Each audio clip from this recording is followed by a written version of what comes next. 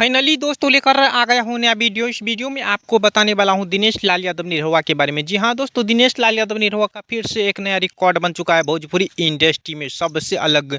तो कौन सा रिकॉर्ड बना है पूरा जानकारी देंगे इस वीडियो में, तो इस वीडियो को पूरा जरूर देखिए। बहुत ही ज़बरदस्त और सबसे अलग वीडियो लेके आ चुका हूँ। तो चलिए दोस्तों बात करते हैं दिनेश लाल यादव निरहुआ का कौन सा रिकॉर्ड बना है। तो दोस्तों आपको बता दूँ कि दिनेश लाल यादव निरहुआ का एक मूवी देखे होंगे, राम लखन।